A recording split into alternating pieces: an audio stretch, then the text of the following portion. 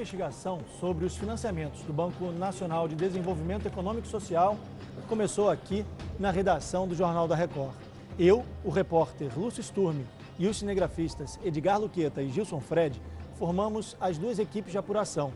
A nossa suspeita era de que o dinheiro liberado pelo Banco Brasileiro não havia sido investido de maneira correta e que as escolhas dos financiamentos não tiveram critérios técnicos, e sim políticos.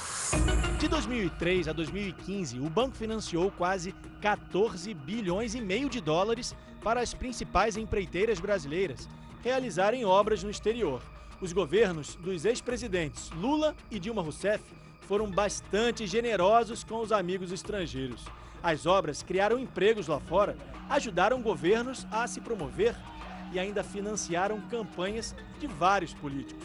Não por acaso, todas as construtoras que receberam dinheiro nos mandatos de Lula e Dilma estão sendo investigadas pela Operação Lava Jato. O BNDES é um banco estatal criado na década de 50 para financiar e ajudar a desenvolver a economia. Não há correntistas como os bancos tradicionais que a gente conhece. Funciona assim: se uma empresa ou um empreendedor precisam de recursos, o banco autoriza um empréstimo a juros menores do que a média de mercado. O dinheiro deve ser usado para a geração de empregos, infraestrutura, obras de saneamento, tanto no Brasil quanto em outros países. O problema é que no exterior, em governos sem transparência, é mais difícil saber o que foi feito com o dinheiro. Os critérios de ir atrás desses países ficaram um tanto quanto nebulosos. Se você bater o olho nos países que foram apoiados, você começa a ver que são, na sua grande maioria, países que eram ideologicamente mais alinhados com o governo passado. Nossa equipe saiu daqui do aeroporto de Guarulhos no dia 8 de fevereiro. Nosso destino, a Venezuela, o país da América Latina que mais recebeu dinheiro do BNDES. Nós fomos para lá com a intenção de mostrar como estão as construções e onde foi parar o dinheiro brasileiro. Mas nossa equipe foi presa quando fazia a reportagem.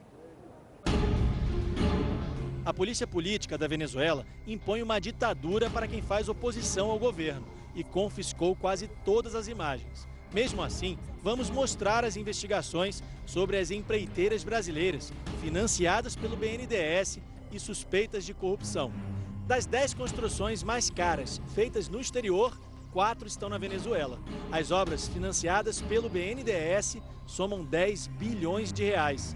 A polícia levou as imagens e as entrevistas que eu e o cinegrafista Gilson fizemos no metrô de Caracas. Por isso, a gente decidiu simular um ambiente em computação gráfica. Essa é uma das grandes obras financiadas pelo BNDES na Venezuela. O banco destinou mais de 3 bilhões e meio de reais para as obras das linhas 5 e 2 do metrô. Uma das promessas era concluir a linha 5. Mas das 6 estações previstas em 12 quilômetros, apenas uma ficou pronta. A polícia também confiscou as imagens que fizemos do lado de fora do metrô.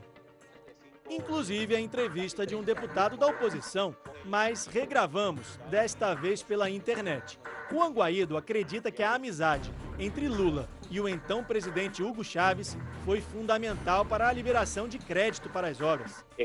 É óbvia a vinculação do ex-presidente Chávez e de Maduro com a Odebrecht. E é óbvia a vinculação e a aliança que tem com Lula.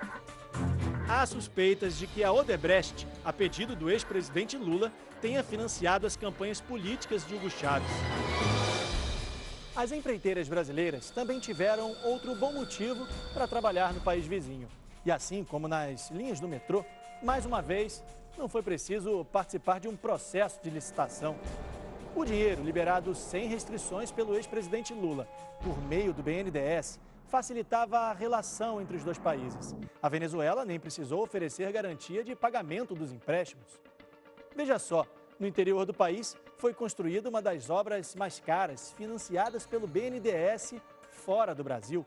O contrato, fechado em 2012, custou 865 milhões de dólares, mais de 2 bilhões e meio de reais. O que poderia ter sido feito em obras no Brasil é hoje uma imensa siderúrgica lá fora. Tem mais obra com dinheiro brasileiro. O estaleiro para a construção, reparos e manutenção de embarcações saiu por mais de 637 milhões de dólares. O projeto foi uma parceria entre a construtora Andrade Gutierrez e a petroleira PDVSA da Venezuela. O BNDES mandou para a Venezuela mais de 3 bilhões de dólares, cerca de 9 bilhões de reais entre 2001 e 2015. Os argumentos para esses empréstimos é que incentivariam a exportação de bens e serviços das empresas brasileiras no exterior. Então o Brasil não estaria ajudando só os países, mas também as nossas empresas. O problema nesse esquema todo é que os financiamentos foram justamente para as principais construtoras, que financiaram campanhas políticas e agora são investigadas na Operação Lava Jato por suspeitas de corrupção. No Brasil e no exterior. Essas imagens foram gravadas com uma outra câmera, que os agentes do Serviço Secreto não descobriram. A nossa equipe veio até a cidade de Santa Cruz de Mara, no estado de Zulia, na Venezuela, para encontrar uma das obras da Odebrecht. Uma ponte que deveria atravessar o lago de Maracaibo, mas que até hoje não ficou concluída. Os venezuelanos aguardam o fim das obras da Odebrecht e da promessa do governo venezuelano. Esse é o momento em que chegamos ao local onde deveria ter uma ponte de mais de 3 bilhões e meio de dólares. A placa informa que aqui há um convênio de cooperação técnica entre Brasil e Venezuela. Este documento, assinado pelo então embaixador do Brasil na Venezuela, João Carlos de Souza Gomes, e pelo atual presidente Nicolás Maduro, na época ministro das Relações Exteriores da Venezuela, confirma uma parceria de treinamento de pessoal local, tecnologia e assistência técnica, sem custo para a Venezuela. O Itamaraty não quis se manifestar sobre o acordo entre os países. O BNDES diz que não emprestou nem um centavo para a obra, que seria de responsabilidade apenas do governo da Venezuela e da Odebrecht. A empresa teria pago propina para conseguir o contrato para a construção. O segurança da obra confirma que não há movimentação por aqui há um bom tempo.